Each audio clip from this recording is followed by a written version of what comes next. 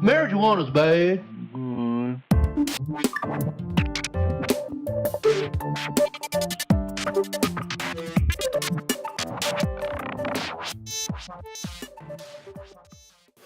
Hey guys, AK here. Welcome to part 6. And I feel obliged to tell you that the audio to this recording was lost. So I'm actually doing this after the track is already finished. I'm going to sort of re-narrate this section. And it's going to be tough because I don't know exactly what I was thinking for all of these things. But I think maybe this will be helpful because I'll be watching myself produce and be able to describe what I'm doing. So it looks like I'm really just trying to develop an intro here that's a little bit more, it's a little bit longer than just those 4 bars as a rise. So I've duplicated that little hit that we had in the beginning, and I'm just trying to adjust for the right note length in the beginning. Looks like I want just like those 2 chords to ring out. And this is our roads that we worked on. So maybe, because there's probably a lot of production downtime where I'm not talking, I can also sort of address stuff that I now know is going to be in the final track. If you guys are watching this, maybe you already know what the track is going to sound like because you've heard it, and that's why you're watching the series. But I really want to create like a really slow fade in.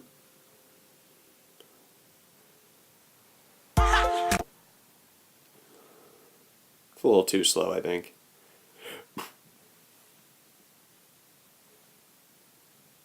We'll just go right back to the way it was because that's not working out for us.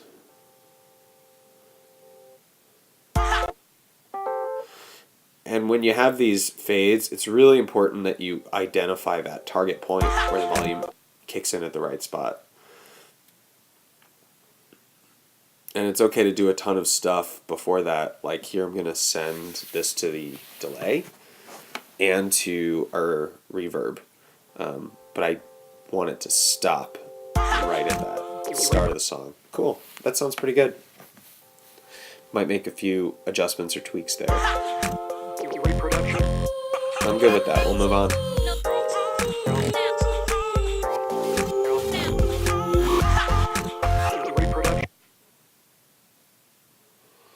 So, listening back to our intro, it seems like we might be able to... What am I doing? Putting a filter on the vocals. Oh, okay, cool. Yeah, so one of the things that I often will do when I'm introducing a section is to drop an auto filter on it with like a low pass filter or a high pass filter. In this case, I think the high pass filter is kind of cool. So it sort of sweeps in from, the top register. And I will automate that over time in that first section so that when we get to the next section, we can take it off completely and have an unaffected audio. So it looks like I've chosen the bandpass filter, and you can see I'm just turning it on for the first part and getting some interesting movement and panning. And you can see almost how that, it still needs to be dialed in, but you can see how that creates some interesting variation from the second full group of 4 bars, which is going to repeat pretty much the same pattern, and then with the effect off, it's a bit more full. So it's kind of like creating an intro for our phrase, and then here's the real part. So I think I'm happiest actually with the low pass filter, so we'll stick with that.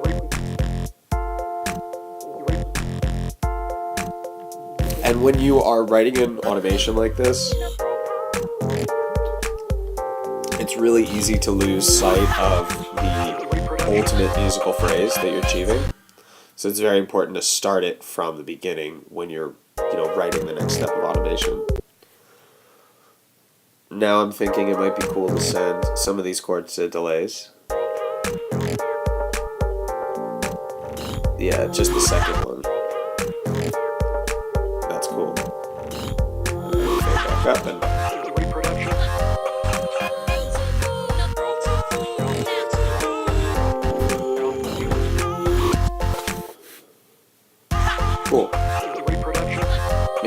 a couple of these little vocal hits.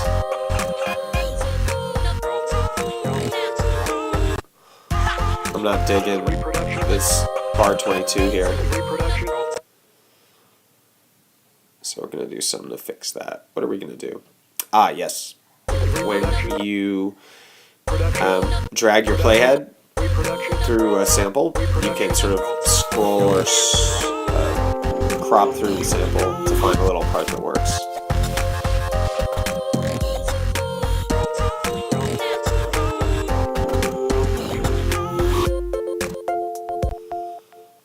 Cool. Alright, what are we going to do next? Sort of watching myself and figuring out, so we're going to repeat that filter automation, and we have to turn the filter on for that part. So it's almost like our intro is sandwiched. Now this is a different phrase, so I might want to readdress some of the automation. And one thing that might be cool is if the last time through the filter went on and off. So I'll just like draw in some stepper style pattern based on my 8th note grid to create some interesting accents on the phrase. Maybe would be cool. I'll just duplicate this automation that I wrote into the next measure, and because the sample and hold is on the filter, it's doing panning. Can you hear that? It's cool. Or it's panning it when the filter's on, according to where the LFO on the sample and hold is positioned. And I think that is kind of a cool way to create some random panning, almost, but not have to like pan things on your mixer. Which we'll do at the end, but I sort of hate doing it anyway. Because my tracks always end up having so many, or my tunes have so many tracks in them that it's really hard to think about where each individual one is panned. But panning really matters and create great variation.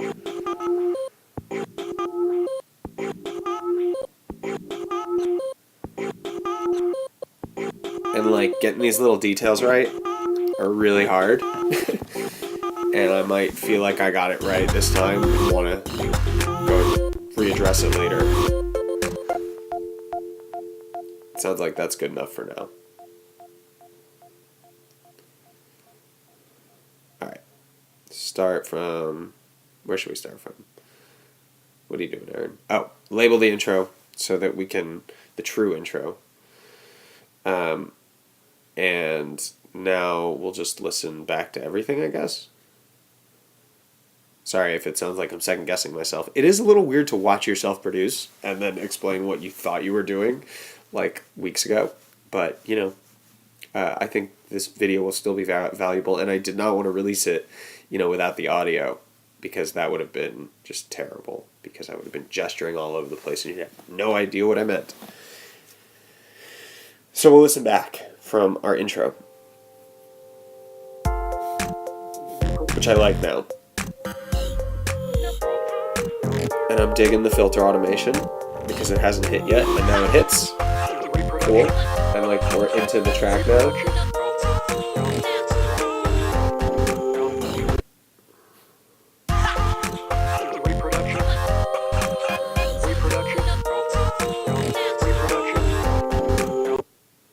Do I like that? Is that a little too repetitive? Maybe I'll reverse that one and like pitch it or something. Come on, reverse.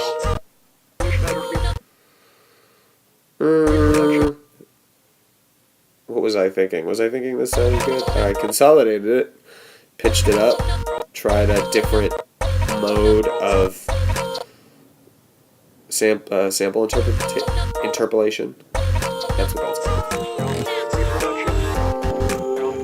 I guess I like the pitchy. I'm not crazy about it, but I'll leave it.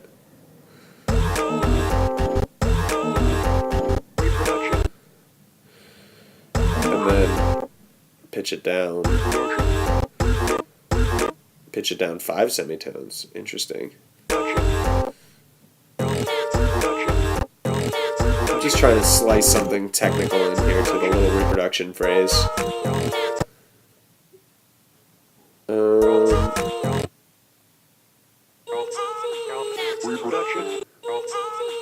That's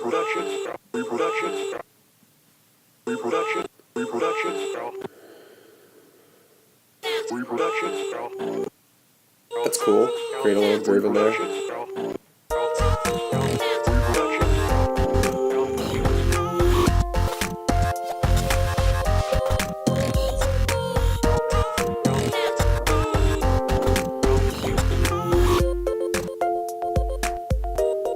Cool.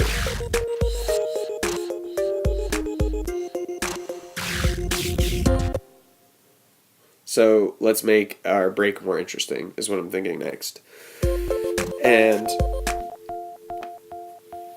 I'm thinking, what should we add? It looks like we're doing some utility automation.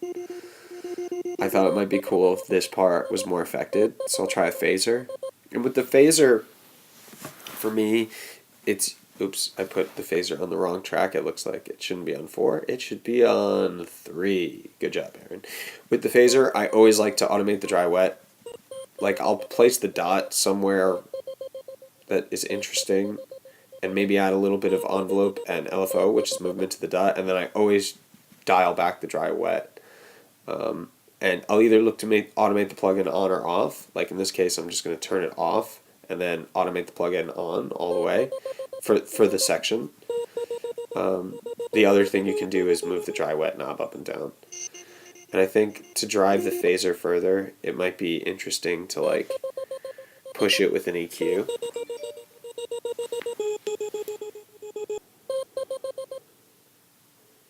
So I'll push the highs there. And I forget how I did this.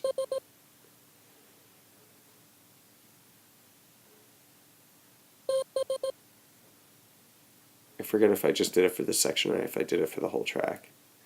Yeah, alright, so it looks like I'm putting the EQ in a rack so I can take that highest most gain and map it to a macro and then set the minimum value to be 0. So when I turn the knob all the way down, it's not doing anything. And when I turn it up, it is at the maximum amount of high lift that I want to do for that track. Which is good, because now I have a knob to use. So let's create a pattern of increasing the highs.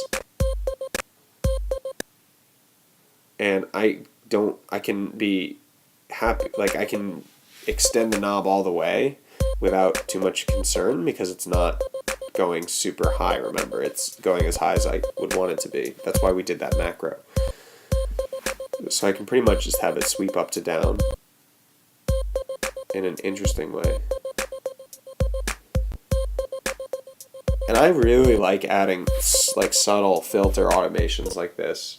I guess they're really EQ automations, but an EQ is really a filter anyway, right? So I love adding these types of subtle automations to little phrases to like sort of give them almost like modulation in and of themselves, even though to me it really just it adds and loses presence in the mix, which is interesting. So I'll take this little pattern that I made and probably just duplicate it across. We might need to fine tune it for the last one because it's significantly different, but let's hear how that sounds. And it's nice, we can see the EQ moving when we do this.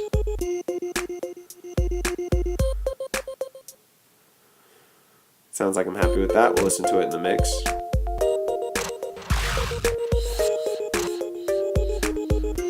So next I'm thinking it's time to address those basses and make something more interesting here. So I'll go into my basses folder and find that hit, yeah, and do something like, oh, I don't know, like dip it. No, that's not working. Maybe like that. That's cool. Maybe I'll draw a little children's toy shape. Triangle, square, square. That's another cool thing you can do with utility. When you automate it on a small grid, like on 64th, you can actually create some really cool stutters. Like that. There it is. Like, I love the way I love the way that little hit sounds, or those two hits at the end sound. And then am I going to duplicate that? What am I going to do? What are you doing, Aaron? Flying wacky mouse stuff. Looks like I'm going to look at it on my Spectrum because I'm hearing some... Ooh, there's a lot of high end in that. Do you guys see that? Do you see how big the high end peaks are? So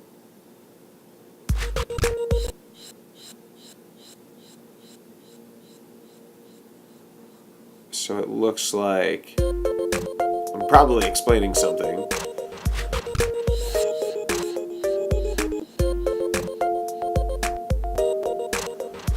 Yep, I was right. I'm going to duplicate it there. And maybe even there. I love that. That's super cool.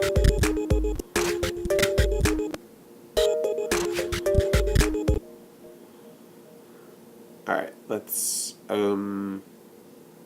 record this onto another channel because I need to work with this as audio. It's too hard to work as MIDI with all the filter automations, but then we have it. Now we have it as audio and we can really get precise with where we want to place it on the grid. And that's what I'm going to do. I'm just going to think about where the different grid points fall and maybe slice this thing up a little bit and reposition the slices into something that grooves. It's getting there. Not quite there, though. We'll raise the volume because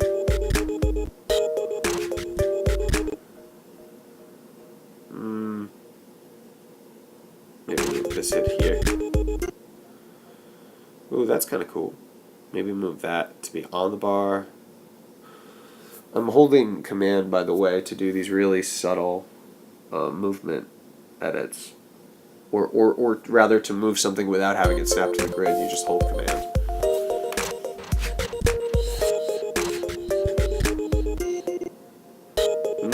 Still not there. Maybe some duplication will help.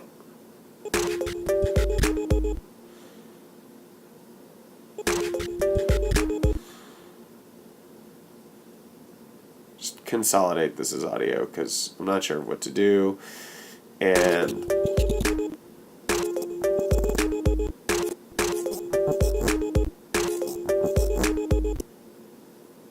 it's like maybe I'll try some different interpolation modes. Texture's always cool. Texture's always cool when you bring the flux way down and grain size pretty low down. And then I'm thinking maybe I'll just have this be like something that sits on the high end. And that's kind of cool.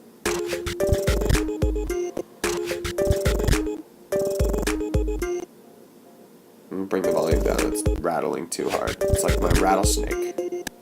That's cool, huh? Well, I think it's cool. So, let's listen back.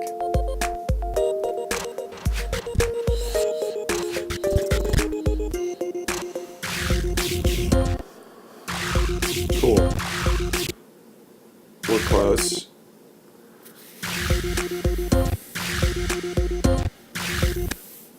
The reverb sounds cool, but it's the wrong place. Probably just too much. That's cool. Let's listen back.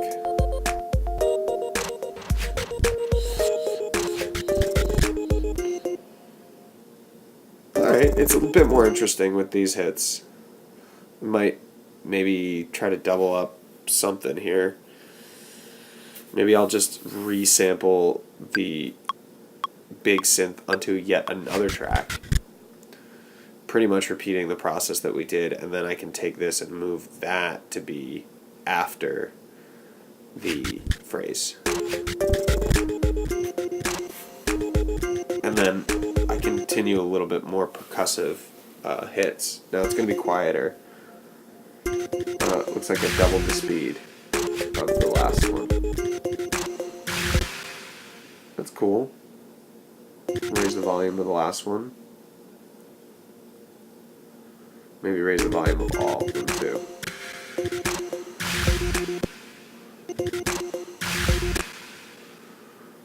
Can I duplicate that again? Maybe have this come down a little bit. There we go. That's a bit nicer. Because now this little phrase continues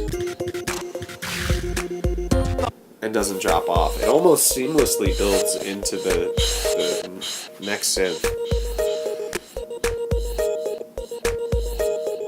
Now I'm just going to address some of the filter automations that I'm using on the WoW for this guy, for this little hit on bass 1.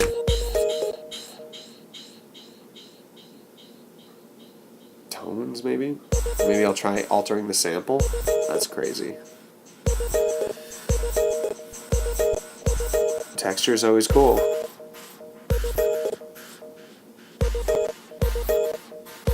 I usually don't use Complex Pro, but it's worth trying just to get a variation of what's possible.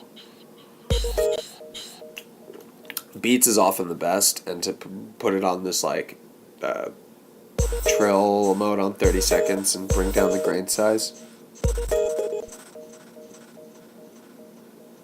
We'll get it percussive. Try back to forward, baby. On what, 16ths? Yeah. I don't think pitching this hit up is working for me. But pitching it down is cool. So we'll pitch it down and then just lower the amount of delay we're putting on it. And that should be good. It's cool, it's like a whisper. Great. Cool, looks good to me. Just going over what I've done here. And I'm going to make a note. Mixing problems. So I didn't talk about this, but it must have sounded like to me that those bass phrases are cool, but they're either punching out too much or they're competing with other frequencies. I just make a note of it, that it's something I want to come back to later. And this allows me to save and incur the long process of saving, but also move on in my mix because we need to. So now we're into like the core verse, which is busy sounding. It's even busy without these super glitchy vocals, which is just what I'm sort of listening to right now, trying to figure out.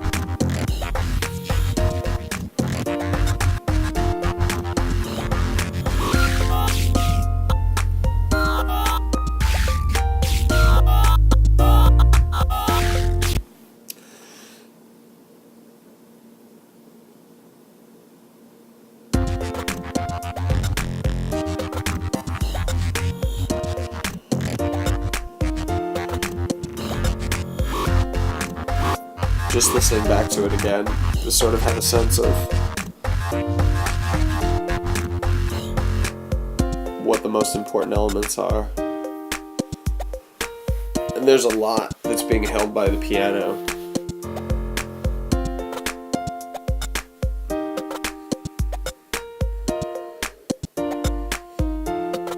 So I'm wondering, should I reinforce the piano? Should I change the musical phrase a little bit? It's pretty freaking on the beat. And honestly, to my ears right now, it's a little bit boring. And utterly predictable.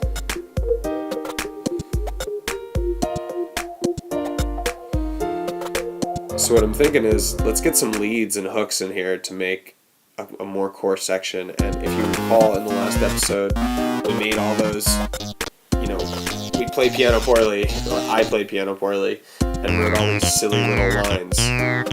So I think I might take them, just like we would do with audio clips, and audition them on these different synths that we made. Because, hell,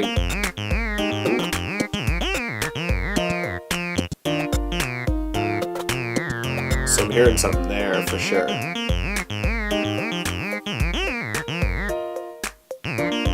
We're going to work with this Monarch synth.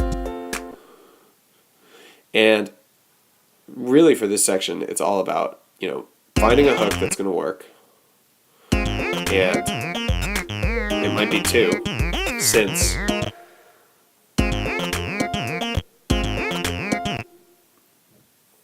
It might be two synths that are going to be best here. So now what I'm going to do, because I'm hearing these, but they're competing with each other, I'm just going to cut out different parts of the blue and the yellow so they work together. And I'm going to raise the volume of the sine. Oh, I'm hearing something cool here. It's kind of jazzy, kind of funky.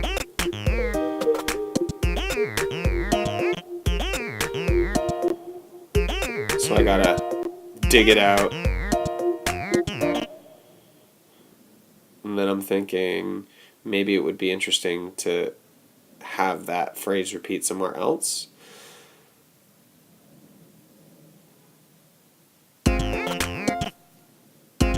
We're sort of writing the lead much like we wrote the bass, where we had, a bunch of stuff that we did either ahead of time or just like a bunch of notes that we made, or in the bass case, a bunch of bass samples that we made. And we're just mixing them up across these different channels, these leads we made, to find something that's interesting. And what's cool is when you do this with MIDI, things sound drastically different, right? Because audio, you can put it through as many different audio effects and ultimately create a different sound. But MIDI is just data for a synthesizer to interpret, which is, in my mind, more extensible and therefore leads to more variation. So we got this soft synth going and this hard synth. And we haven't even begun doing automations on these leads yet.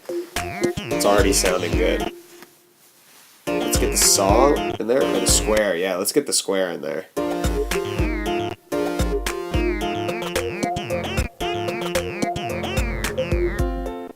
I think it's okay for these two to coexist at the end here. Maybe get the saw in there. I like the placement, I'm not sure I like the notes. So I'll Command J to render it down, and then just try lowering it. The notes on the saw.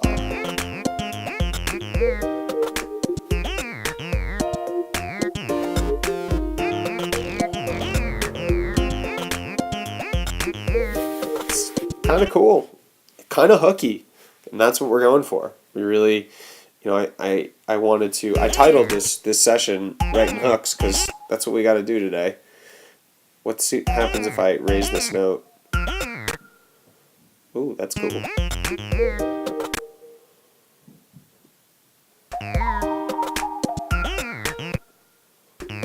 No.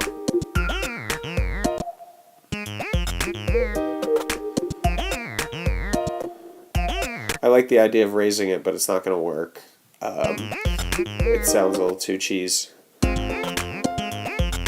Should start from the beginning of the phrase. Something's bothering me. Maybe this should be over one. There we go.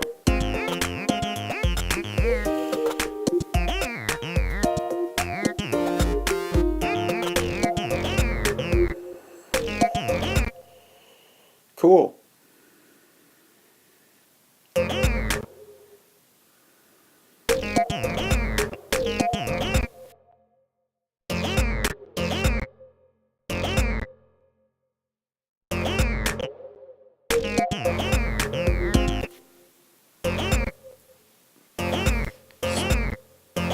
Yeah.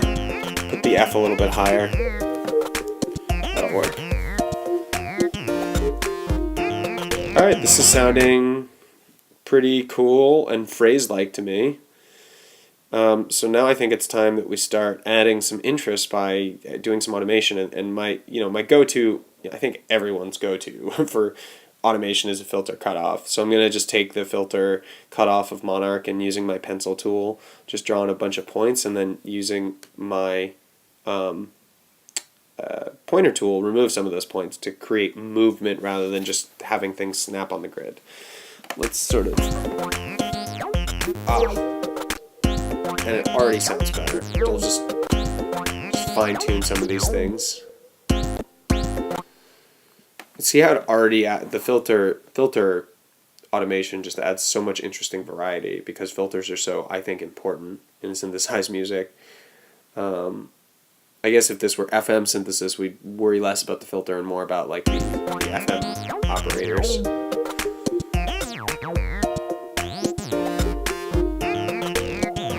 Maybe for the end we'll just have it sweep up or something. Oh man, the filter on Monarch sounds so good.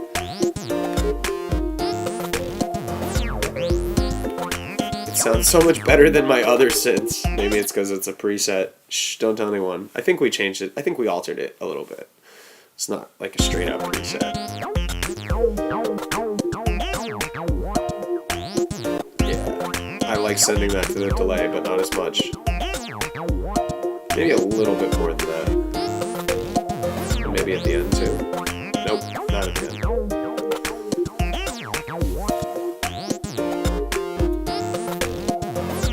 Alright, that's sounding good.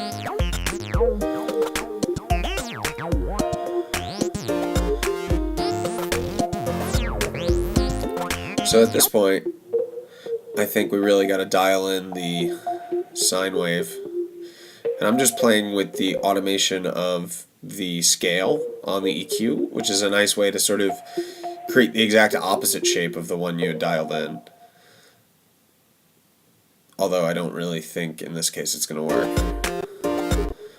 Maybe we'll work with the square wave here, or the square lead. And looking through the rack, it looks like I have this crossover point set, which is splitting the high and low frequencies.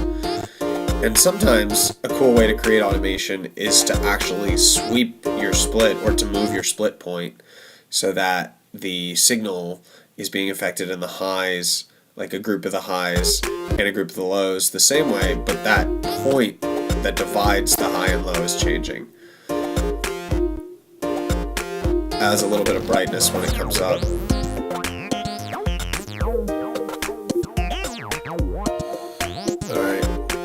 Looks like I have a knob here to move all the things.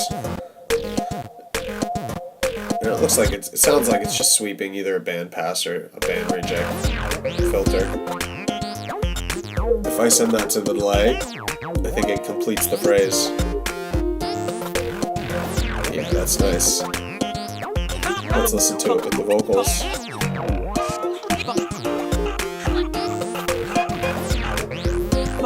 I think it sounds pretty good.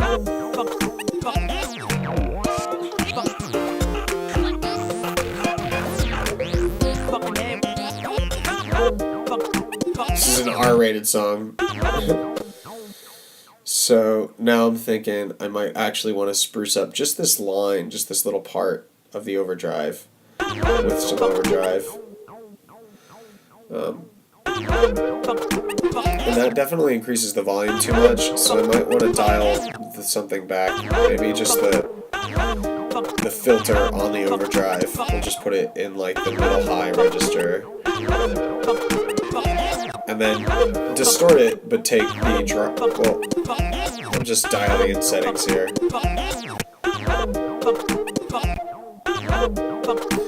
Tone really adds a lot of warmth, which is not always wanted. I mean, tone by itself will sound good, but in this case, I think it actually benefits the most from a sweep in like the low mids. Anything under 1,000 to me is considered low mids. Maybe I'm wrong. So I'll turn it off and then just turn it on for this little section.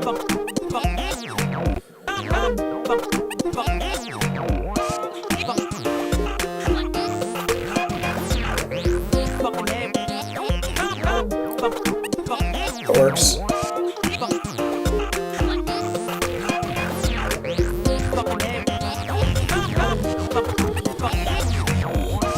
Wow, this lead, or this bass, it's dope, I like it.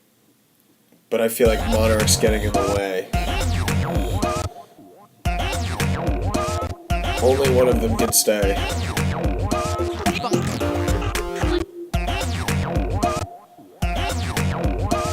Remember that big bass 5 is only being played, it's being gated.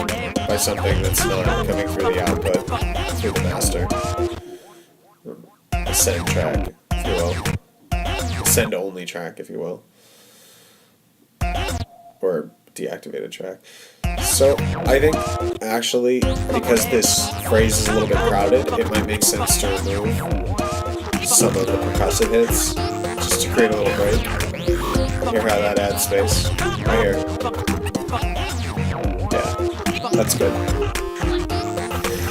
Let's keep going.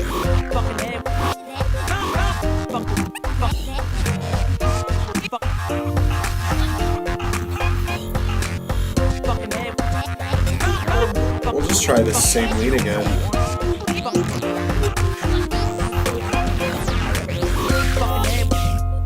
So the transition doesn't work, but I like having the second lead here. So we got to do something maybe with the middle section, so that we have to do something in this middle section here so that, you know, it doesn't sound empty, because we have a lead and then we have nothing and then we have a lead. So I guess I'll highlight this section, loop it. Yeah, and make a note that there's no lead. Good job, Aaron. And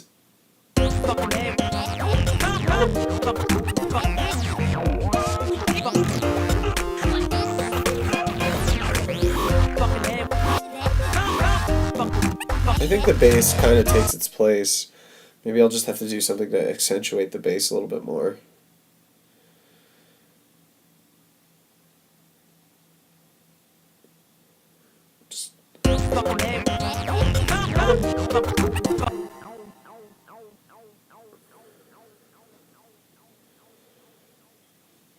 I think we need to duplicate these drums so that it's the same across the phrase. And we get that break there.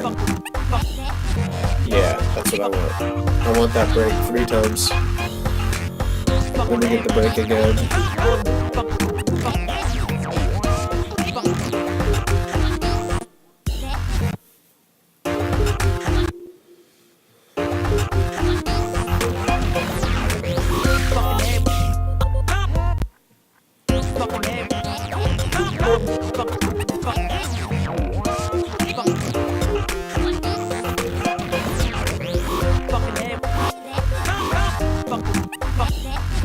Actually, I don't think it's too bad without the lead. I'll just leave a note there.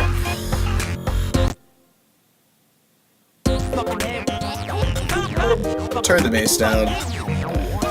Just turn everything down because I feel like I'm getting a little bit hot on my master.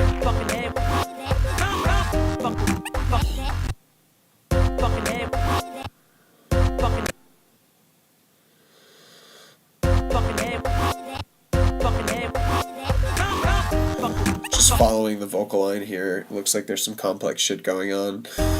It might make sense to actually dial this a little bit differently and maybe mute a couple things so that this middle section sounds different enough. We are going to create more space, which we'll ultimately have to fill. Or maybe we could benefit from some emptiness here. I haven't decided yet.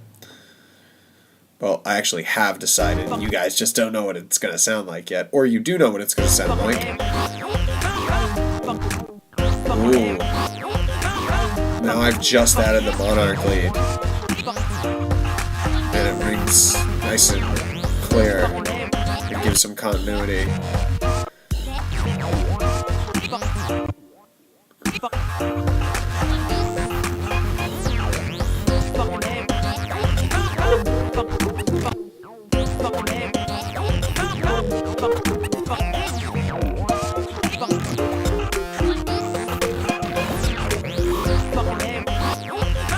Yeah, I think having the lead here really helps with the continuity of the melodic phrase. So I might leave it.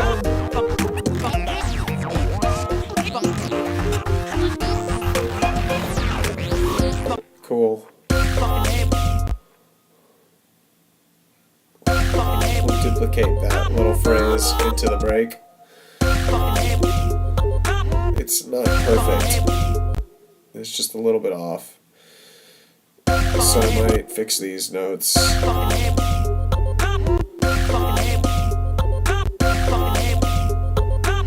Just snap it on the grid again.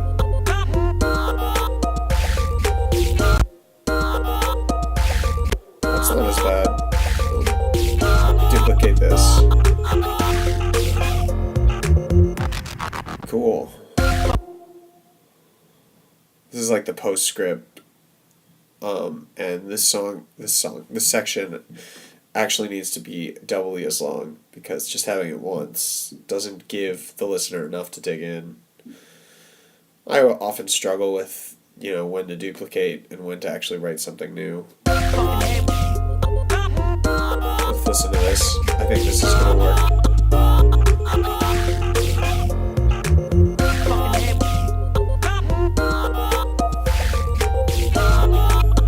Cool.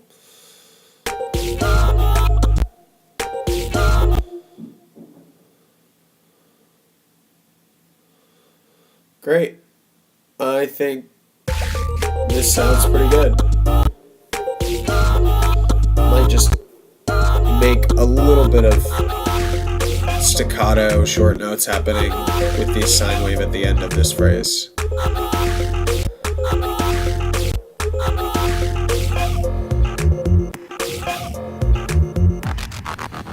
Word. Now I got this gnarly bass line. It doesn't really fit with the rest of the song, but it's super cool. Got this interesting minor section.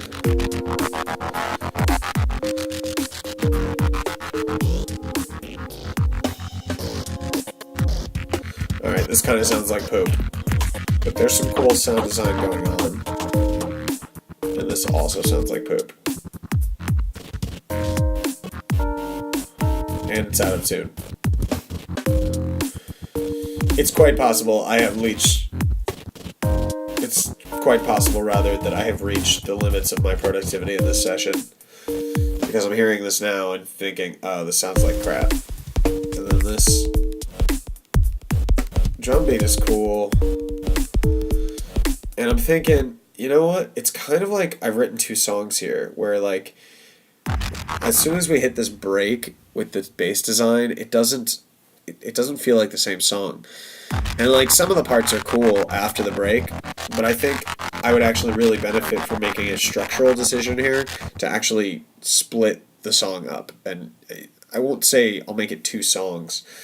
As a side note, I remember when I was making this, I'm like, wow, that sounds an awful like the bass line from Puzzle Dust. So then I, of course, had to go to YouTube and play this, which you guys can't hear, really, because my audio card didn't capture it well. And then I'm playing my bass and being like, oh, that kind of sounds like Puzzle Dust. Of course, my sound design is nowhere near as good as Tipper's, but if you want to go listen to Puzzle Dust, it kind of sounds like that. Anyway. It actually sounds like the bass that kicks in around 50 seconds. But I've digressed. But the important point here is I've gotten to a point in my song where I'm really happy with what's happening in the beginning, and it feels like the second half, I don't have the energy, or, less than I don't have the energy, I don't have the production skills to make that work with the first half of my song. Oh man, I'm still harping on this bass line. Alright, Aaron, let it go. So what I'm ultimately going to decide to do here is to take this whole second half of the song, which I realize we spent time writing, but I'm going to put some space in the song. I'm going to keep it in the same project because, it's relatively in the same key, or at least it's at the same BPM. But at the end of this verse, we need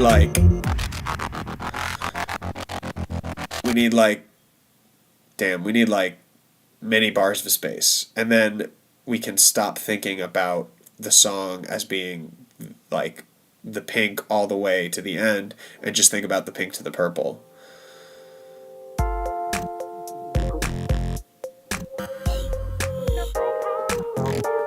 What I mean is that as I listen to this, like, the intro sounds good, the other intro sounds good, the first break sounds good, the first verse and second verse sound good, but everything sort of after that feels like it's part of a different song.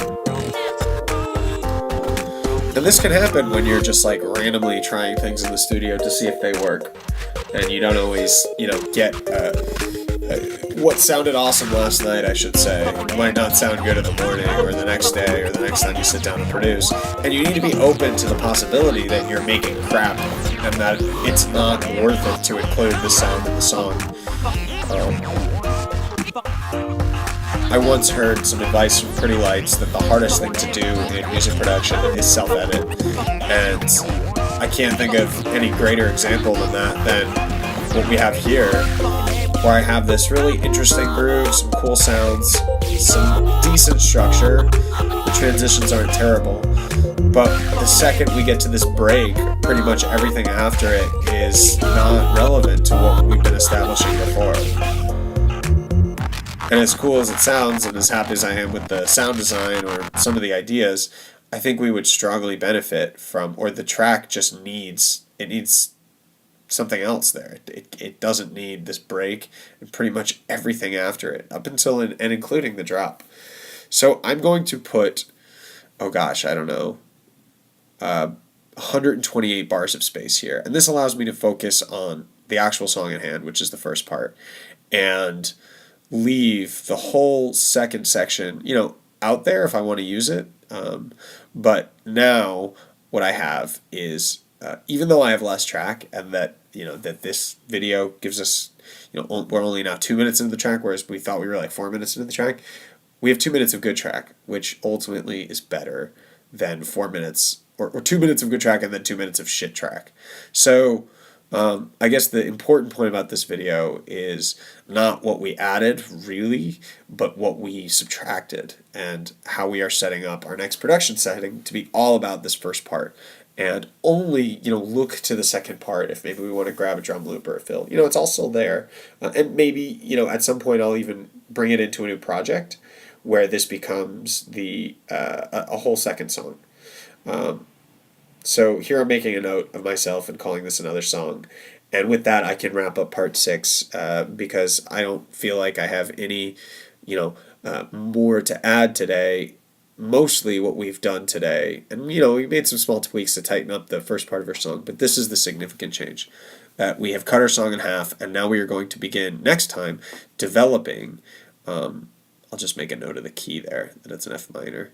We're going to make a point of developing this first part, and that's what we're going to work on. And it's less to work on, and it sounds good. So I'm happy. It was a productive session, and I'm sorry for the retrospective nature of this episode, but I can assure you that for the rest of the episodes, I am actually live producing and live talking, not doing it after the fact. Anyway, thanks for watching. Talk to you in the next video.